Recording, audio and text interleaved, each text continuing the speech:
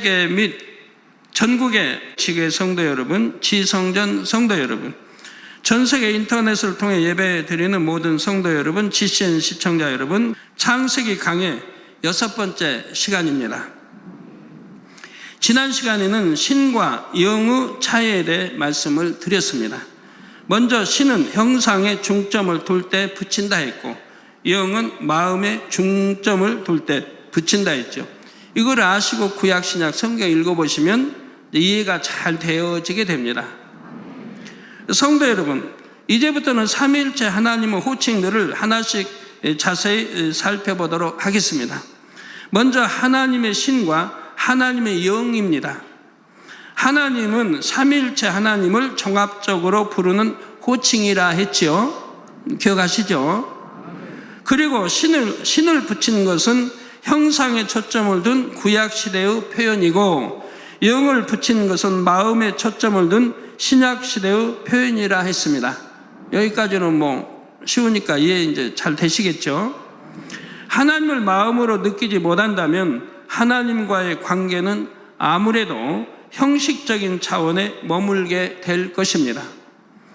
비유 들면 한 사람이 어렸을 때 아빠와 헤어졌다고 합시다. 그런데 20년 세월이 흐른 후 다시 아빠를 만나게 됐습니다. 그러면 이 사람에게는 아빠라는 존재가 어떻게 와 닿을까요? 형식적인 관계로서의 아빠로만 느껴지기 쉬울 것입니다. 자신에게 아빠의 보살핌이 필요하던 시기에 아빠가 곁에 없었기에 아빠의 마음도 아빠의 사랑도 잘 모르지요. 그저 저분은 나를 낳아주신 분이라는 형식적인 존재로만 인식하는 것입니다. 반면 어려서부터 항상 아빠의 사랑과 보살핌 속에서 성장한 사람이 있습니다. 이러한 사람에게 아빠는 자기를 낳아주신 분 그 이상의 존재이지요. 아빠 하면 아빠가 자신에게 보여준 사랑과 헌신이 함께 떠오르며 아빠의 마음이 느껴지는 것입니다. 이처럼 아빠라고 하는 한 존재라도 각각 마음에 와 닿는 정도와 사랑의 느낌이 다를 수 있는 것입니다. 하나님의 역사를 체험할 때 하나님을 신으로 표현하느냐, 하나님의 영으로 표현하느냐의 차이도 바로 이와 같습니다. 구약시대 이스라엘 사람들은 하나님을 아버지라 부를 수 없었지요. 그 당시 사람들에게 있어서 하나님은 인생의 생사화복을 주관하는 유일신이었습니다. 그리고 자기들은 유일신 하나님께 택함을 받은 백성이라 여겼지요. 그래서 구약시대에는 하나님의 신이라는 표현을 사용했습니다. 예를 들어 창세기 1장 2절에 보면 하나님의 신은 수면에 운행하시니라 했습니다. 이는 삼위일체 하나님께서 물로 덮인 지구 위에 친히 내려오셔서 살피셨다는 뜻이지요. 또한 출애굽기 31장 3절에는 여호와께서 성막을 짓는 기술자인 부살렐에게 하나님의 신을 충만케 했다 했습니다. 이스라엘 백성이 아닌 이방인들도 하나님은 이스라엘 백성이 믿는 신이다, 이 정도만 알았지요. 그래서 창세기 41장 38절에 애굽의 왕 바로가 요셉을 가리켜 하나님의 신이 감동한 사람이라 한 것을 볼 수가 있습니다. 이런 구약시대와 달리 신약시대에는 하나님의 영이란 표현이 사용됐지요. 여기서 영이란 진리, 선, 사랑 등 하나님의 마음의 속성을 가리킨다 했습니다. 신약시대 하나님의 자녀들은 하나님의 역사를 체험할 때 이러한 하나님의 마음을 느낍니다. 예를 들어 로마서 8장 9절 전반절에 보면 만일 너희 속에 하나님의 영이 거하시면 너희가 육신에 있지 아니하고 영에 있나니 말씀하고 있지요. 여러분들 육신에 있습니까? 영에 있습니까? 성령을 받았으니 영에 있는 사람들이죠. 그러니까 영의 뜻을 쫓는 거예요. 구습 다 벗어버리는 거고 새로운 피조물이 됐다 그래요. 성령을 받으면 하나님의 아들, 딸이 되고 새로운 피조물이 돼서 이전 것은 다 버리는 거예요.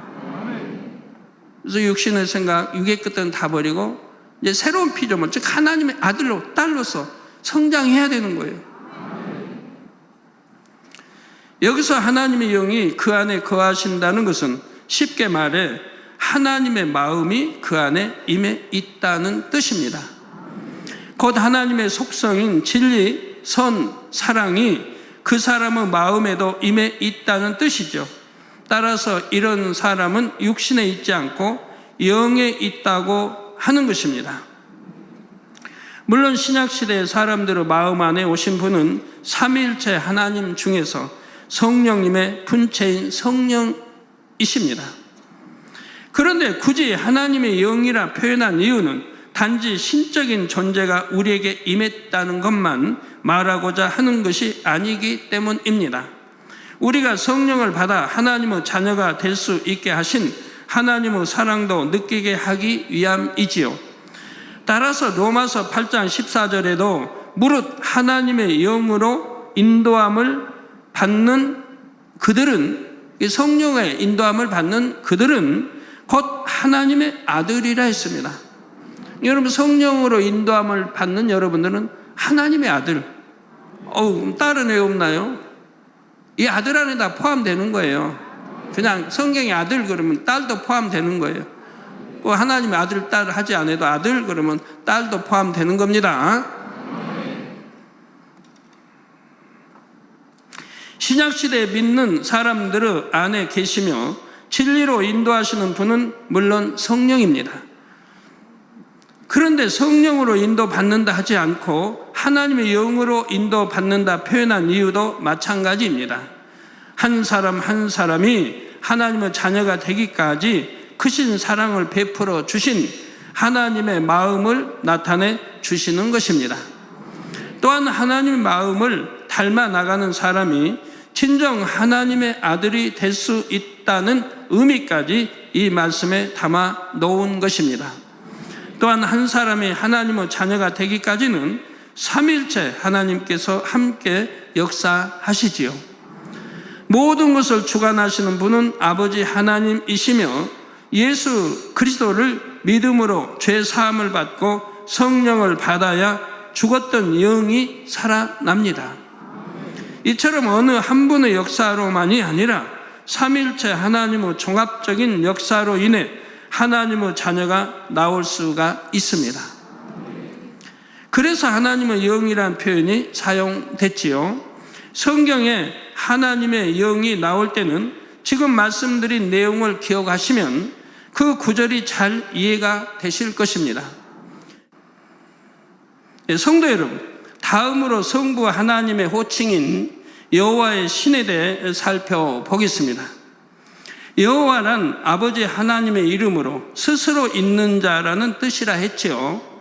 여호와의 신은 아버지 하나님께서 분리해 내신 분체를 가리키는 호칭 중에 하나입니다. 아버지 하나님께서는 구약시대에 친히 주체가 되어 많은 일을 이루셨습니다. 사사들이나 선지자들과 분체로서 함께 하시며 그들의 마음을 감동시키시고 능력과 지혜도 주셨지요.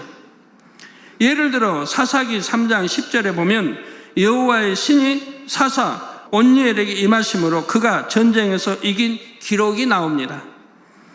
사사기 14장 6절에는 삼손이 여호와의 신에게 크게 감동되어 손에 아무것도 없어도 그 사자를 염소 새끼를 찢음같이 찢었다 했습니다. 사무엘상 16장 13절에는 사무엘 선지자가 다윗에게 기름을 붓자 이날 이후로 다윗이 여호와의 신에게 크게 감동되니라 했지요. 이 밖에도 구약 곳곳에 여호와의 신이 임재한 기록이 나옵니다. 그런데 여호와란 표현은 구약 성경에만 나온다고 했던 말씀을 기억하십니까? 또한 구약 시대에는 여호와 뒤에 영이 아닌 신을 주로 붙인다 했지요. 따라서 여호와의 신이란 표현만 가능하고 여호와의 영이란 표현은 나올 수가 없습니다. 그런데 여호와의 영이란 표현이 구약 열왕기상 22장 24절과 역대하 18장 23절에 나옵니다. 이게 여호와의 신만 나오고 여호와의 영이 나올 수가 없는데 지금 나오고 있는 거예요. 두 구절은 모두 거짓 선지자 시드기야가 한 말을 동일하게 기록한 것입니다. 당시 북이스라엘은 남유다와 연합하여 아람과 전쟁을 하려 했지요. 이에 시드기야는 여호와의 이름을 빙자하여 전쟁의 승리를 장담합니다. 그러나 하나님의 참된 선지자 미가야는 시드기야의 예언이 거짓임을 밝힙니다. 거짓말하는 영이 거짓 선지자들에게 역사하고 있다 했지요. 이에 시드기야가 미가야의 뺨까지 치면서 여호와의 영이 나를 떠나 어디로 말미암아 가서 내게 말씀하더냐 했던 것입니다. 여기는 참 하나님의 선지자도 아니고 예언자도 아니라 이 말이에요. 그러니까 입술에 나온 말이 이렇게 엉터리로 나오는 거예요. 여호와의 영이 나를 떠나 어디로 말미암아 가서 내게 말씀하시더냐. 이처럼 여기서 여호와의 영이란 표현은 하나님의 편에서 사용한 것이 아니라 거짓 선지자가 표현을 했습니다. 신약에도 어머니, 예수님의 어머니란 표현을 예수님이 쓰신 것이 아니라 그 제자들 편에 썼다면 그럼 잘못이라는 게 아니에요. 제자들 입장에서는 그렇게 쓸 수밖에 없다 이 말입니다. 제자들이 예수님을 낳은 그 동정녀 마리아를 여인이여라고 할 수는 없지 않습니까? 그래서 그렇게 표현한 것이라 이 말이에요. 이해가 잘 되시죠? 그리고 성경을 읽어봐요. 제가 말한 그대로인지 아닌지. 또한 여호와 하나님의 마음에 중점을 두어 여호와의 영이라 표현한 것도 아니지요. 단순히 악에 속한 영이 아닌 하나님께 속한 영이라는 의미에서 여호와의 영이라 표현한 것입니다. 이처럼 원칙에서 벗어난 표현에는 반드시 이유가 있습니다. 또 다른 예를 들어보겠습니다. 앞서 여호와의 신은 아버지 하나님께서 분리해 내신 분체를 가리키는 호칭 중에 하나라 했습니다. 아버지 하나님께서는 구약시대뿐만 아니라 신약시대에도 분체로서 일을 하시지요. 어떤 이유로 주체가 아버지 하나님의 분체임을 나타내고자 할 때는 여호와의 신이라 표현합니다. 앞서 운니엘, 삼손, 다윗에게 여호와의 신이 임했던 예를 말씀드렸지요. 그처럼 여호와의 신이 임했다고 한 것은 그들에게 감동함과 능력을 주신 분이 여호와의 신임을 강조한 것입니다. 그런데 동일한 아버지 하나님의 분체이지만 여호와의 신이라 표현하지 않은 경우도 있습니다. 다른 명칭으로 기록되어 있죠. 예를 들어 출애굽기 28장 3절의 지혜로운 영, 이사야 4장 4절의 심판하는 영과 소음이라는 영, 베드로전서 4장 14절의 영광의 영, 요한계시록의 하나님의 7영입니다. 이 5가지는 모두 아버지 하나님의 분체를 가리키는 표현이죠. 이때는 그 이유로 주체가 아버지 하나님이심을 강조한 것이 아니라 그 일을 이루신 아버지 하나님의 속성을 강조한 것입니다. 지혜, 공의, 영광 등 아버지 하나님의 속성을 강조한 것이지요. 이럴 때는 구약 성경에서도 신이 아닌 영을 붙인 것입니다. 비유를 들면 어떤 부분에 주안점을 두느냐에 따라 한 사람에 대한 호칭도 다양합니다. 그 사람의 정체성을 나타내는 이름이나 직함이 있는가 하면 성품이나 업적을 기리는 표현도 있지요. 모세 선지자를 예로 들면 모세는 이스라엘을 출애굽시킨 지도자입니다. 그래서 이스라엘의 출애굽 영도자라고 하면 우리는 누구를 가리키는지 알 수가 있지요. 그런데 모세에 대해 아버지 하나님께서는 온 집에 충성한 사람, 온유함이 가장 승한 사람이라 했습니다. 이 성경에 온 집에 충성한 사람 오면 모세라고 하지 아니해도 모세인 줄 압니다. 온유함이 가장 승한 사람 하면 그것도 모세인 줄 압니다. 이 정도는 알고 계시죠?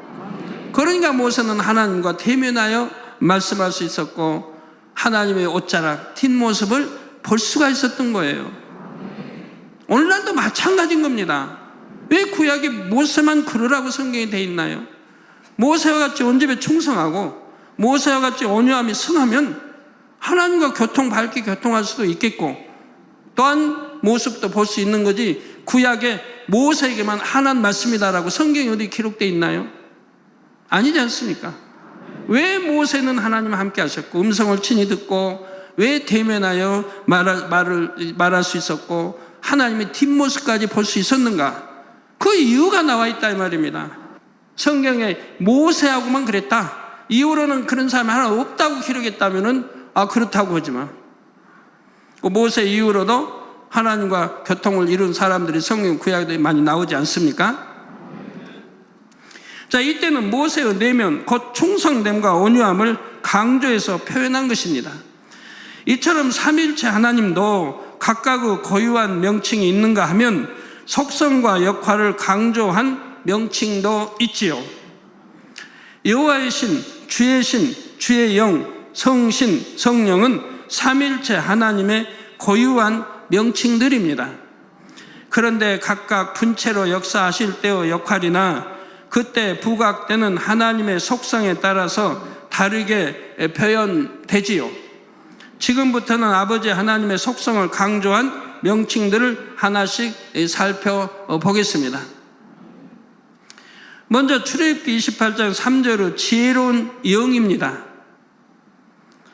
아버지 하나님께서 모세에게 너는 무릇 마음에 지혜 있는 자 곧 내가 지혜로운 영으로 채운 자들에게 말하여 아론의 옷을 지어 그를 거룩하게 하여 내게 제사장 직분을 행하게 하라 하셨습니다. 여기서 지혜로운 영이란 하나님의 속성 중에 하나인 지혜의 마음을 뜻합니다. 따라서 지혜로운 영으로 채운 자들이란 바로 하나님의 속성 중에 하나인 지혜가 마음 안에 주어진 사람들이지요. 그런데 출애굽기 36장 1절에 부살렐과 오홀리압과 및 마음이 지혜로운 사람 곧 여호와께서 지혜와 총명을 부으사 성소에 쓸 모든 일을 할 줄 알게 하심을 입은 자들은 여호와의 무릇 명하신 대로 할 것이니라 했습니다. 따라서 아버지 하나님께서 지혜로운 영으로 채우셨다는 것은 지혜를 그에게 부어주셨다는 뜻이 되지요. 이처럼 아버지 하나님의 근본의 속성 중 지혜에 중점을 둘 때는 구약에서도 지혜로운 영이라 한 것입니다. 그런데 이사야 11장 2절에는 여호와의 신 곧 지혜와 총명의 신이요 모략과 재능의 신이요 지식과 여호와를 경외하는 신이라 했습니다. 또한 신명기 34장 9절에도 보면 모세가 눈의 아들 여호수아에게 안수하였으므로 그에게 지혜의 신이 충만하니 이스라엘 자손이 여호와께서 모세에게 명하신 대로 여호수아의 말을 순종하였더라 했습니다. 엘리사가 엘리야를 붙여줄 때 갑절의 영감을 받을 수 있었던 것 같이 여기도 모세가 눈의 아들 여호수아에게 안수하였으므로 그에게 지혜의 신이 충만하다 했습니다. 나 하나님의 사랑받는 인정받는 종이 또 안수하니 그렇게 주어지는 걸 또 볼 수가 있죠. 그런데 여기는 이제 모세가 누가 내게 지혜의 신 좀 내주세요, 내게 해주세요 해가지고 기도해 주는 게 아니에요. 왜? 정말 받을 만한 그릇 된 자에게 주시는 거예요. 받을 만한 그릇 된 자에게. 아무에게나 안수하고 주신 게 아니라 이 말이에요. 그래서 눈의 아들 여호수아에게 안수하였으므로 그에게 지혜의 신이 충만하니 이스라엘 자손이 여호와께서 모세에게 명하신 대로 여호수아의 말을 순종하였더라 했지요. 여기서는 왜 지혜로운 영이 아니라 지혜의 신이라 했을까요?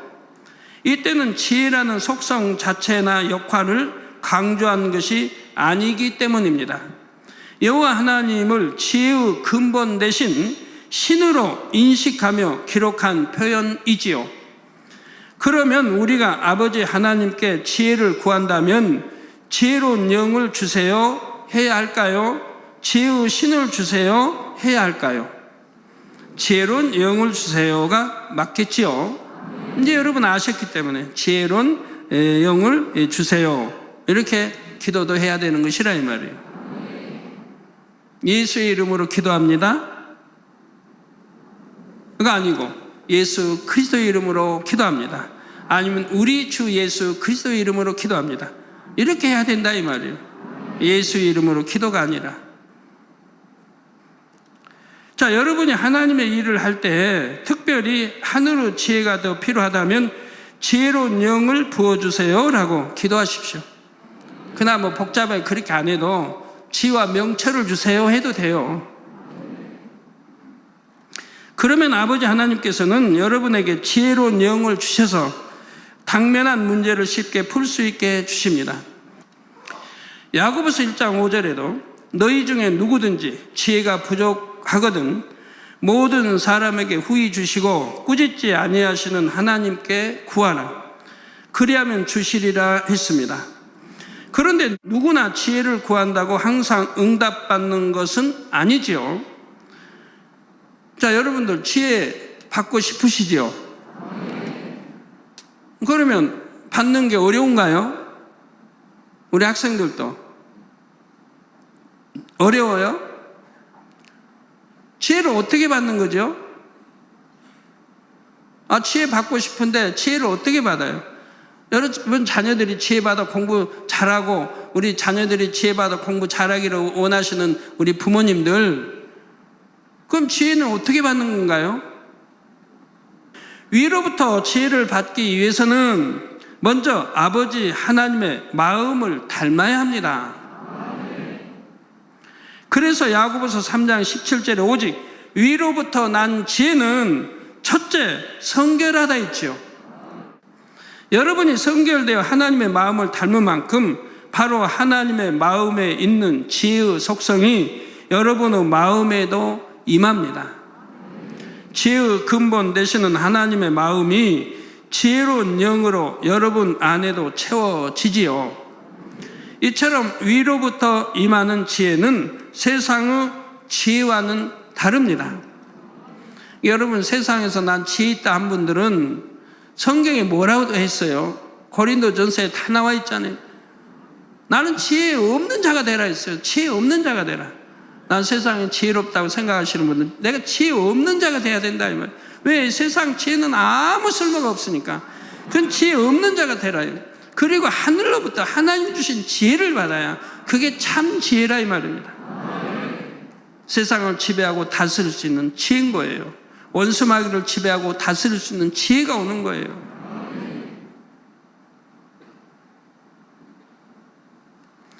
세상에서는 사리분별을 잘하고 어떤 지식을 잘 활용해 나갈 때 지혜롭다 말합니다. 그러나 하나님께서 주시는 지혜는 머리에서 나오는 지혜가 아니라 마음으로부터 나오는 지혜입니다. 내가 배운 지식을 활용하는 그런 지혜가 아니라 내 마음에선 지혜가 나온다. 이건 누가 주관해 주셔요? 다 성령이 주관해 주시죠. 자기가 아는 지식을 가지고 이럴 때는 이렇게 저럴 때는 저렇게 머리를 쓰는 것이 아니죠. 그렇게 해나가는 사람들, 사업하는 분들, 우리 장로님들, 사업하는 분들, 내 머리 굴려 하는 분들은 여러분 지혜만큼, 여러분이 가지고 있는 지혜만큼은 되는 거예요. 그러나 하나님이 주시는 지혜는 받을 수가 없다는 얘기예요. 사업을 해도 하나님 주신 지혜를 받아서 해야 실수하지 않냐고 만사 형통하게 할 수 있는 건데, 그건 완전히 튼튼한 보장을 받는 거예요. 그런데 이 머리를 굴려서 여러분이 세상 지혜로 했던 것은 불통도 따르고 처음에 형통함 같으나 결과는 불통이 되기도 하고 원수마귀 사단의 역사를 받기도 하고 정도에서 아무래도 떠나게 되고, 예? 세상의 지혜는 정도에서 아무래도 떠나게 되는 거예요. 왜? 정도로 걸으면 안 되니까. 정도에서 떠나야 된다고 생각하니까 떠나지는 게 참 많이 있는 거예요. 그래서 이제 사단의 사주를 받고 올무에 걸려드는 일이 얼마나 많이 있습니까?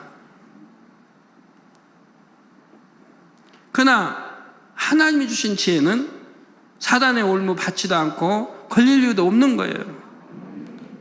어떤 때로는 시험에 와서 내가 지금 굉장히 공경에 처해 있다고 해도 다 피할 길이 있는 것이고, 하나님이 함께해서 나중에는 결과는 열매로, 승리로, 축복으로 오는 걸 반드시 보게 되는 거죠. 현재를 보는 게 아니라 지나면 축복으로 오는 걸 봐요. 자, 어떤 상황에 처하든지 어떤 일을 만나든지 가장 선하고 아름다운 방법론이 마음에서 자연스럽게 주관되는 지혜입니다. 마음의 악을 버림으로 선한 마음이 되는 만큼 때마다 일마다 가장 좋은 방법론이 더욱 또렷하게 마음에 그려지지요. 사심이 일체 없어야 되고요, 욕심도 없어야 되고요, 세상 거 사랑하는 마음도 철저히 끊어 없애야 되고요, 오직 주님만, 하나님만 첫째로 사랑하라는 그 사랑이 내 마음 안에 있다면 하나님 말씀한대로 뜨겁게 부르짖어 기도할 것이고, 어찌하면 더 성결 영으로 온영으로 나오려고 할 것이고, 영혼 사랑함도 승할 것이고, 이것이 바로 이로부터 난 지혜요, 아버지 하나님의 마음에서 나온 지혜로운 영의 역사입니다. 성도 여러분, 이사야 4장 4절에 보면 심판하는 영과 소멸하는 영이 나옵니다. 이는 주께서 그 심판하는 영과 소멸하는 영으로 시온의 딸들의 더러움을 씻으시며 예루살렘의 피를 그 중에서 청결케 하실 때가 됨이라 했지요. 모든 만물의 주권자로서 모든 것을 심판하실 수 있고, 심판의 결과에 따라 상벌을 주시는 분은 아버지 하나님이십니다. 시편 9편 7절에서 8절에 여호와께서 영영이 앉으시며 심판을 위하여 보좌를 예비하셨도다. 공의로 세계를 심판하시며 정직으로 만민에게 판단을 행하시리로다 했습니다. 이처럼 아버지 하나님께서는 공의로 모든 것을 판단하시지요. 아버지 하나님의 마음 안에 있는 속성 중 특별히 공의의 속성을 가지고 분리된 분체가 바로 심판하는 영과 소멸하는 영입니다. 심판하는 영이 두루 살피며 공의의 잣대로 각 사람의 마음과 행실을 잽니다. 또한 민족 단위나 나라 단위로도 재시지요. 그래서 개인이나 단체의 악행이 아버지 하나님께서 정하신 선을 넘으면 소멸하는 영을 통해 재앙을 내리십니다. 하늘에서 직접 불을 내려 소멸하시거나 전쟁이나 기근이나 질병 등의 재앙으로 심판을 단행하시는 것입니다. 이러한 하나님의 역사는 성경 곳곳에 나타나 있습니다. 예를 들어 창세기 15장 16절에 보면 아버지 하나님께서 아브라함에게 내 자손은 4대 만에 이 땅 곧 가나안 땅으로 돌아오리니 이는 아모리 족속의 죄악이 아직 관영치 아니함이니라 말씀하셨지요. 이는 장차 이스라엘 백성들이 출애굽하여 가나안 땅에 돌아올 것을 예언한 말씀입니다. 4대 만에 돌아왔을 때는 아모리 족속을 비롯하여 7 족속이 그 땅에 살고 있었습니다. 그래서 이스라엘 백성이 가나안 땅을 되찾으려면 그 땅의 거민을 쫓아내거나 멸해야 합니다. 그런데 이때 그 땅 거민들이 아무런 잘못도 없이 이런 심판을 받는 것이 아니라는 사실입니다. 하나님께서 이스라엘 백성을 택하셨다 해도 이방 족속을 막무가내로 심판하시지 않지요. 정확한 공의 가운데 심판하십니다. 하나님이 선택한 내 백성이라 해서 무조건 다 그들을 멸하고 그냥 쫓아내고 그 땅을 차지하게 하시는 게 아니라 이 말입니다. 왜? 하나님은 공의 가운데 역사하시기 때문에. 그때가 되면 그 땅 거민들의 죄악이 4대 만에 돌아올 때가 되면 그 땅 거민들의 죄악이 심판받을 수밖에 없는 선에 이를 것을 아버지 하나님께서는 미리 아셨습니다. 그래서 거기 때에 맞춰서 역사에 가시는 거예요. 때에 맞춰서 아브라함 부르죠. 때에 맞춰 다 해서 애굽으로 들어가게 하시고 그만큼 시간 걸릴 걸 아셔서 그 안에 이제 자손들이 그만큼 번성할 거 아시고 거기에 맞춰 인도자 모세를 또 준비하시고 다 이렇게 해 오신다 이 말이에요. 그리고 그때가 되자 이스라엘 백성을 심판의 도구로 삼으셨지요. 한편 이스라엘 백성에게는 가나안 땅을 주심으로 아브라함에게 하신 약속을 이루신 것입니다. 또 약속까지 이루신데 그 약속 성취가 바로 때에 맞춰 이때가 때이기 때문에 역사하신 것이라 이 말이에요. 때가 아니면 역사할 수가 없다 이 말이에요. 왜? 하나님이 공의를 어길 수가 없기 때문에요. 모세는 이러한 하나님의 뜻과 섭리를 밝히 알고 있었습니다. 그래서 가나안 땅을 눈앞에 두고 이스라엘 백성들에게 이를 전했지요. 신명기 9장 4절에서 5절에 내 하나님 여호와께서 그들을 내 앞에서 쫓아내신 후에 내가 심중에 이르기를 나의 의로움을 인하여 여호와께서 나를 이 땅으로 인도하여 들이사 그것을 얻게 하셨다 하지 말라. 실상은 이 민족들이 악함을 인하여 여호와께서 그들을 내 앞에서 쫓아내심이니라. 너희가 선없고 의롭고 뭐해서 너희에게 주는 게 아니라 이 말입니다. 그들이 악하기 때문에 그들을 내 앞에서 쫓아내신 것이라고 말씀합니다. 내가 가서 그 땅을 얻으면 너의 의로움을 인함도 아니며 내 마음이 정직함을 인함도 아니요 이 민족들의 악함을 인하여 내 하나님 여호와께서 그들을 내 앞에서 쫓아내심이라. 여호와께서 이같이 하심은 내 열조 아브라함과 이삭과 야곱에게 하신 맹세를 이루려 하심이니라 했습니다. 그러면 아버지 하나님께서는 오직 공의로만 심판하시는 분일까요?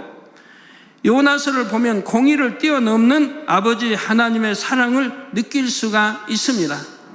요나 1장 2절에 너는 일어나 저 큰 성읍 니느웨로 가서 그것을 쳐서 외치라. 그 악독이 내 앞에 상달하였음이니라 하셨지요. 그 악독이 니느웨로 가서 그것을 쳐서 외치라. 그 악독이 내 앞에 지금 하나님 앞에 상달하였다 이 말입니다. 자, 여기서도 니느웨 성의 악독이 하나님 앞에 상달됐기 때문에 멸망의 심판이 선포되고 있습니다. 자, 아버지 하나님께서 심판하는 영으로 두루 감찰하신 결과이지요. 공의의 잣대로만 본다면 니느웨 성은 이대로 심판받게 됩니다. 그런데 요나를 통해 멸망의 심판이 임박함을 알게 된 니느웨 백성들은 어떻게 했습니까? 백성들은 물론이고 왕과 신하들까지도 금식하며 여호와께 부르짖고 죄를 회개했으며 악한 길에서 돌이켰습니다. 즉 말로만 잘못했습니다 회개한 게 아니라 회개하며 악한 길에서 돌이켰다 이 말입니다. 중심에서 철저히 지금 회개한 거예요. 중심의 회개는 돌이키는 거예요. 내가 가던 길에서 멈춰 돌이키는, 하나님이 원하시는 길로 가는 것이 그게 회개라 이 말입니다. 말로 아버지 잘못했어요 화 목회분들 아무래도 내가 돌이키지 않으면 소용없다 이 말입니다. 심지어는 짐승들까지도 금식을 시켰지요.